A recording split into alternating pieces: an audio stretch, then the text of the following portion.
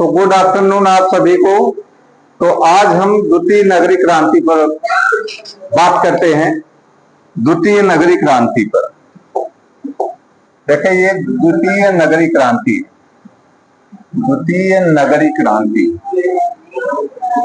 द्वितीय नगरीय क्रांति। ये तो द्वितीय नगरीय क्रांति की जो शुरुआत होती है वो 6ठी शताब्दी ईसा पूर्व से ही माना जाता है। इसका जो कालखंड माना जाता है वो 6ठी शताब्दी ईसा पूर्व है, यानी 600 BC के आसपास दिखाई देता है। तो द्वितीय नगरीय क्रांति की शुरुआत कहां से होती है?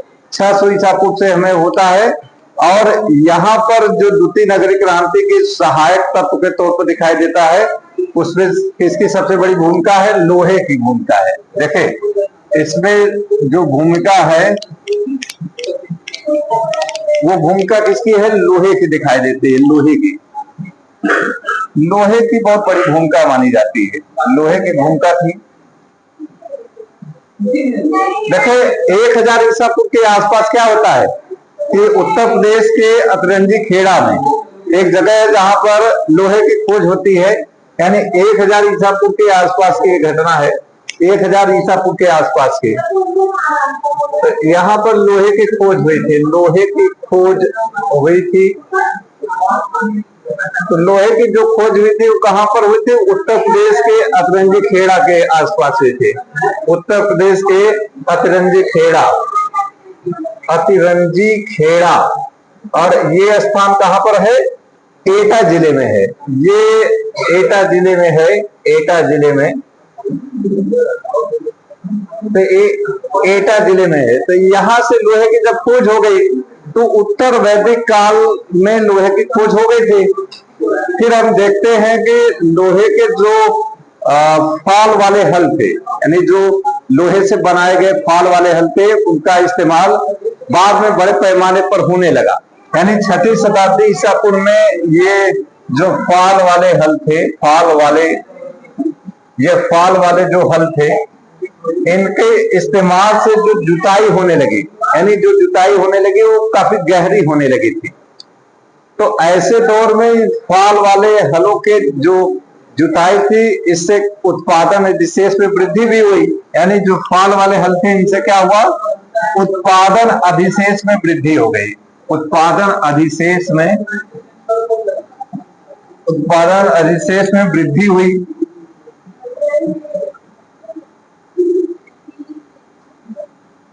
अब इसमें जब वृद्धि हुई तो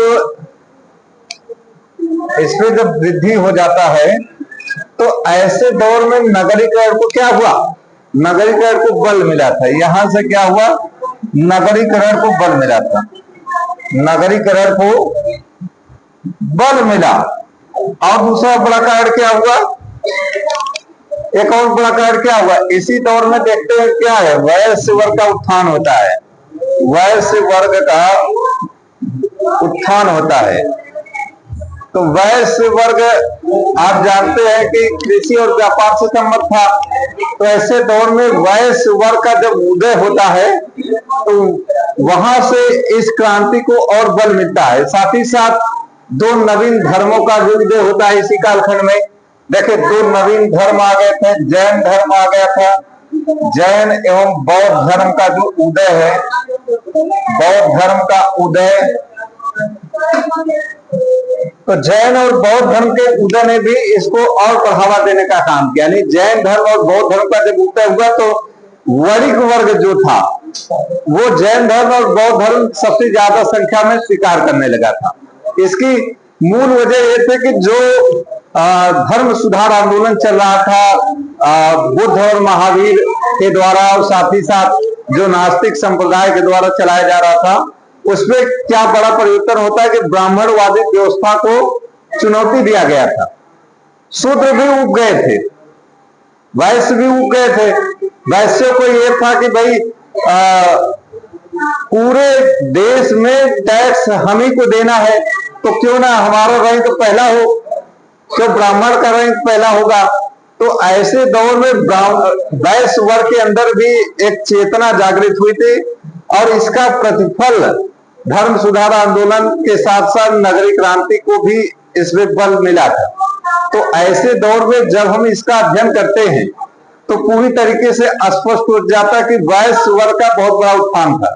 यानी वैश्य वर्ग के उदय ने द्वितीय नगरीय क्रांति को एक नए मानदंड की तरफ ले गया था। इसका सबसे बड़ा कारण यहाँ पर इसको रामशरण शर्मा स्पष्ट करते हैं। ये रामशरण शर्मा महोदय इसको स्पष्ट करते हैं।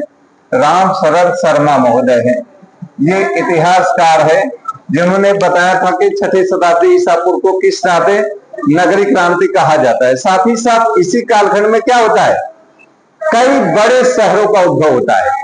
यानी जो नगरीय क्रांति हो रही थी, यानी उत्पादन स्टेज होगा। जाहिर सी बात है कि जहां पर वाणिज्य और व्यापार को बढ़ावा मिलेगा तो ऐसे दौर में कई बड़े शहर आपको दिखेंगे, जाहिर सी बात है। तो द्वितीय नगरीय क्रांति के फलस्वरूप भी कई बड़े शहर दिखे थे। जैसे प्रथम नगरीय क्रांति कब हुई थी, हड़प्पा सभ्यता के दौरान हुई थी। तो हड़प्पा, मोहनजोदड़ो, लोथल, कालीबंगा जैसे बड़े शहर आपको दिखे थे।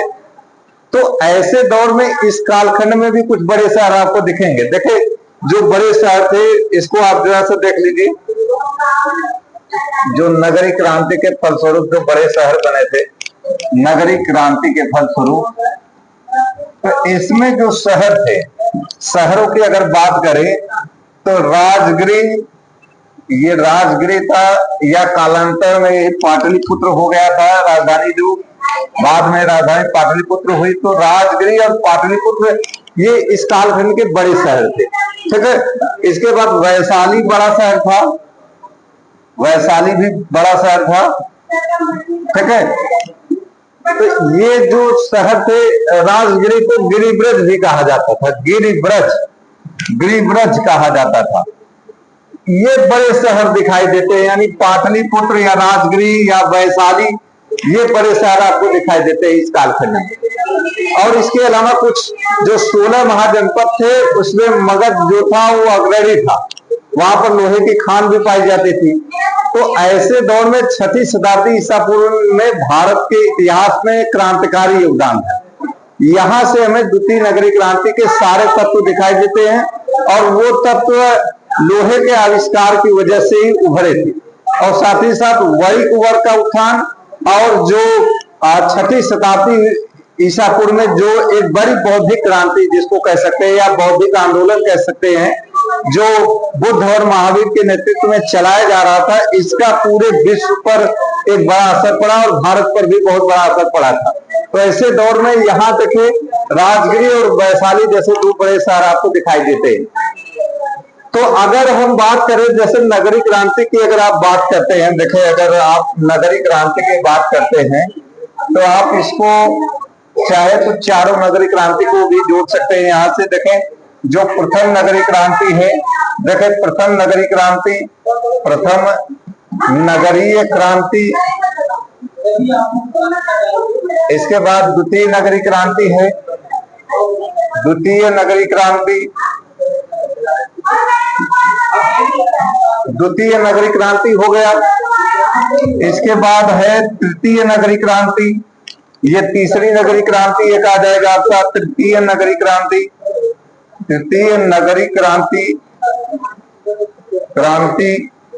और एक और है चौथी नगरीय क्रांति, यानी एक चतुर्थ नगरीय क्रांति। ये 4 नगरीय क्रांति भारत के इतिहास में हुई है।